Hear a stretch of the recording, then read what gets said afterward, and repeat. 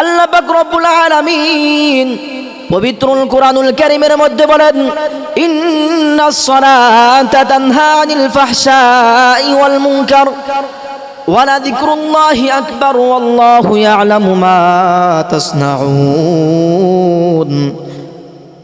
বান্দা, আল্লাহ পাক রব্বুল আলামিন বলেন, বান্দা নামাজের মাধ্যমে অশ্লীল অবৈধ বেহায়াপনা নির্লজ্জ কাজ থেকে আল্লাহ পাক রব্বুল আলামিন বলেন, বান্দা যদি সঠিকভাবে নামাজ আদায় করে এই বান্দাটা অশ্লীল অবৈধ বেহায়াপনা কাজ থেকে বিরত থাকতে পারে। কিছু মানুষ আসে 5 ওয়াক্ত নামাজ জামাতের সহিত আদায় করে, এরপরেও বান্দা সুদ খায়, ঘুষ খায়, বান্দা নামাজও পড়ে, বান্দা আবার ঘুষও খায়, বান্দা নামাজও পড়ে, আবার এই চক্ষু দিয়া বেগানা নারী দেখে। আল্লাহ পাক রব্বুল আলামিন বললেন, ইন্নাস সালাতা তানহা আনিল ফাহশাই ওয়াল মুনকার। যে বান্দা অশ্লীল অবৈধ কাজ থেকে বান্দা নামাজের মাধ্যমে বিরত থাকতে পারে, এই বান্দা 5 ওয়াক্ত নামাজ পড়ে আবার অশ্লীল অবৈধ কাজ করে, এর মানে বোঝা যায় আমার আল্লাহ তাআলা মিথ্যা কথা বলেন না রে মুসলমান, না, আমার আল্লাহ তাআলা মিথ্যা কথা বলতে পারেন না। এই বান্দা যদি সঠিকভাবে নামাজ আদায় করত, আল্লাহর কসম, আল্লাহর কসম, এই বান্দাটা কখনো অশ্লীল অবৈধ বেহায়াপনা কাজ করতে পারতো না। কথা বলেন ঠিক কিনা? এর নবীর উম্মতের দল, আল্লাহর গোলাম, আপনারা নাম শুনেছেন আব্দুল্লাহ ইবনে মুবারক রাহমাতুল্লাহি আলাইহি। ভারতবর্ষের ভিতরে এত বড় বুজুর্গ, এত বড় আল্লাহ ওয়ালা, এত বড় আল্লাহ ওলি, ভারতবর্ষের ভিতরে আর লক্ষ লক্ষ কোটি কোটি ছাত্র আব্দুল্লাহ ইবনে মুবারক রাহমাতুল্লাহি আলাইহি মৃত্যুর পরে আব্দুল্লাহ ইবনে মুবারক রাহমাতুল্লাহি আলাইহি তার সুযোগ্য শাগির্দ স্বপ্নে আব্দুল্লাহ ইবনে মুবারক রাহমাতুল্লাহি আলাইহির সাথে সাক্ষাৎ হয়ে যায়। তার শাগির্দ বলে ফেলে, ও ওস্তাদজি, আপনি তো এত বড় আল্লাহ ওয়ালা, এত বড় বুজুর্গ, ভারতবর্ষের ভিতরে আপনার মতো এত বড় আলেম নাই, আপনি বুখারী শরীফের দর্স দেন, এত বড় আল্লাহ ওয়ালা বুজুর্গ মুহাক্কিক আলেম, দুনিয়া থেকে আপনি চলে গেছেন। আল্লাহ পাক রব্বুল আলামিন কিয়ামতের ময়দানে আপনাকে কবরের জগতে কিরকম আচরণ করেছে, আপনাকে কি জান্নাত দিয়েছে? আব্দুল্লাহ ইবনে মুবারক রাহমাতুল্লাহি আলাইহি জবাবে বলে, ও আমার ছাত্র, আল্লাহ পাক রব্বুল আলামিন আমাকে জান্নাতুল ফেরদাউস দান করেছে, তবে বড় একটা আফসোসের কারণ হলো। বলে, কি আফসোসের কারণ?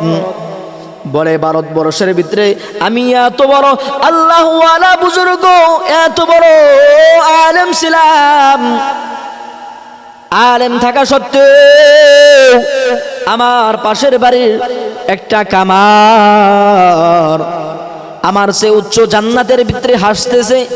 আমার বড় মায়া লেগে গেল যে একটা কামার, আর আমি এত বড় মুহাদ্দিস, এত বড় আল্লাহ ওয়ালা, আমার শেষে উচ্চ জান্নাতে হাসতেছে। এই কথা শোনার পর আব্দুল্লাহ ইবনে মুবারক রাহমাতুল্লাহি আলাইহির ছাত্র তৎক্ষণাৎ ঘুম ভেঙে গেল।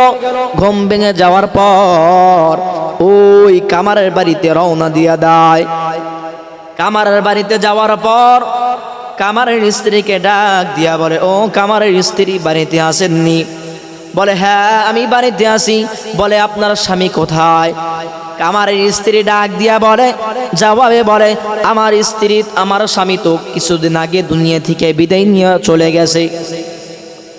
আব্দুল্লাহ ইবনে মুবারক রাহমাতুল্লাহি আলাইহির ছাত্র ডাক দিয়া বলে, ও কামারের স্ত্রী, আপনার স্বামী কি এমন আমল করতো, কি এমন আমল করতো যে এত ভারতবর্ষের ভিতরে এত বড় আল্লাহ ওয়ালা আব্দুল্লাহ ইবনে মুবারক রাহমাতুল্লাহি আলাইহির সে উচ্চ জান্নাতের ভিতরে হাসতেছে? এর কারণটা কি?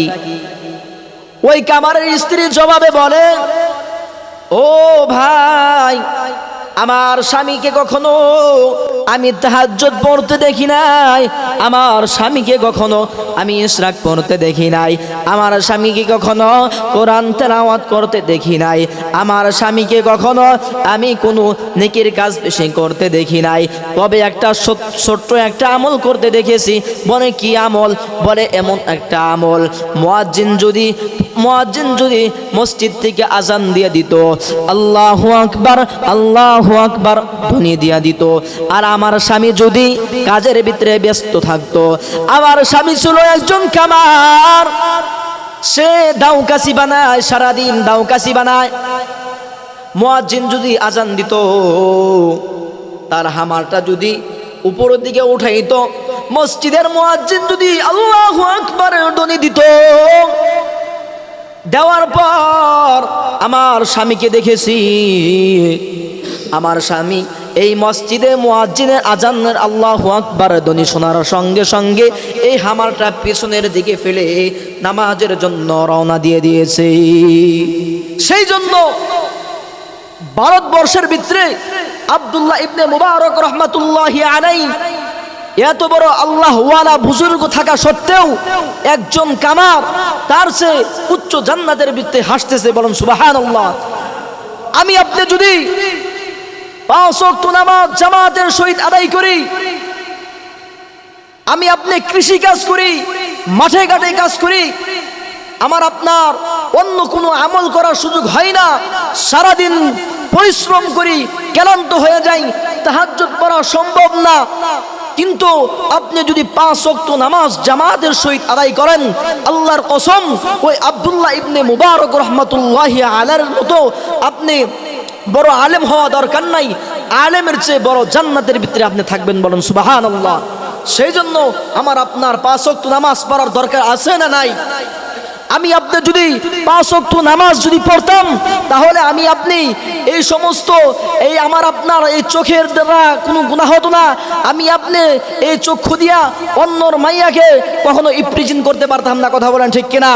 আমার আপনার ইমান মজবুত হতো, আমার আপনার ইমানটাকে মজবুত হতো, আমি আপনি খারাপ কাজ কখনো করতে পারতাম না। আমার আপনার যে নামাজটা ঠিক হয়ে যায়, তাহলে সমস্ত আমল ঠিক হয়ে যাবে। কথা বলেন ঠিক কিনা?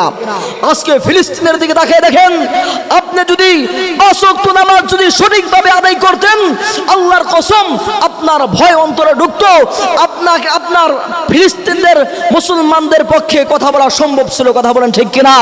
আপনার ইমানটা আজকে দুর্বল হয়ে গিয়েছে, আপনি ফিলিস্তিনদের ভাইয়ের পাশে কথা বলার মতো সাহস আপনারা পান না। সেই জন্য আমার আপনার ইমানকে যদি বাড়াতে চাই, তাহলে আমার আপনার 5 ওয়াক্ত নামাজ সঠিকভাবে পড়তে হবে। কথা বলেন ঠিক কিনা? ওয়া আখির দাওয়ানা আলহামদুলিল্লাহি রাব্বিল আলামিন।